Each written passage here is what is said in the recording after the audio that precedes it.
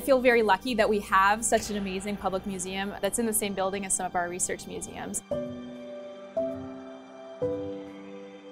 If you look around, these are all contributions that have been made by professors, researchers over the course of almost 100 years. And if you've ever been in the space when those buses unload and the kids pour in, I mean, you can really see it in action, where they're having their horizons broaden, they're having their knowledge base expanded. This move from our current location, Alexander Ruthven Museums building, to the new Biological Sciences building, it is bittersweet. So many memories have been carved into this place. When the photo was taken, I was probably about 6 years old. Walking into the same space I experienced as a child brings to surface emotions beyond just an appreciation for science as an adult. It's nostalgic. For me, it connects me to family. When I came back to take the second photo, we reached a situation where my grandfather's health was really declining. I'm happy to say that it really was something that he really enjoyed as one of our last experiences together. We've been measuring Moira's growth against the leg of the sauropod since she was 2 or 3 years old. And it just was one of those things where we weren't sure we were allowed to climb on the platform, but she just kind of hopped up there one day and I took a picture. It just became a thing that every time we came here, we tried to get a picture. She was more into dinosaurs at an earlier age than I ever was. And we just wanted to feed that curiosity and help her discover new things. We're just glad to have this place in our community. There was nothing like this where I grew up, and so to have it was just a treat.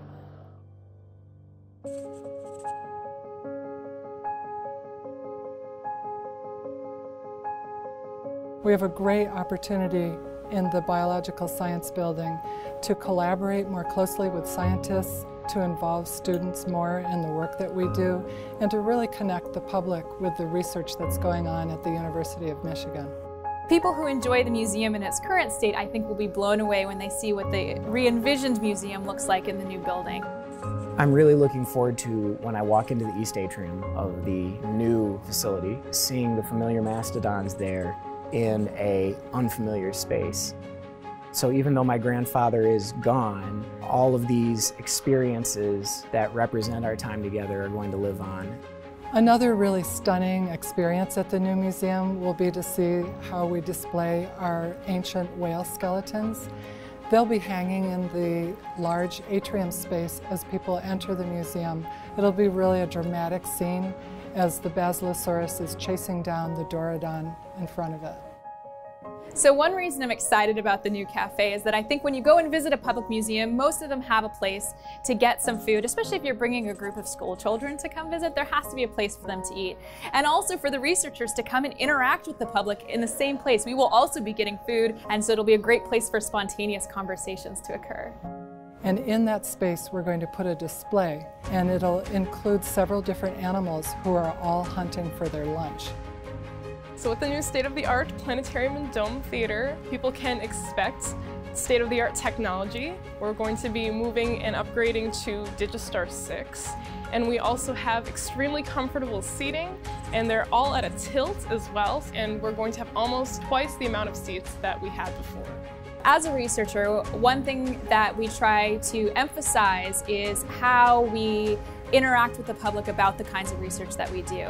People can look through windows, they can peer into labs, they can see how science happens. And to be able to look over the shoulder of a scientist while they're doing their work, I think is really going to be extraordinary. We're very happy that we're going to be acquiring a new dinosaur for the new museum. It's called Majungasaurus, and it was from Madagascar. The Majungasaurus has a really interesting skull that probably had a horn on it. I'm really excited about the new home of the Museum of Natural History. We'll say goodbye to this space and look to the future, which I think is going to be really exciting, really bright, really transformative. I was so glad when I heard they were getting the new space and that the university was committing to this public outreach and that we're going to have a new museum.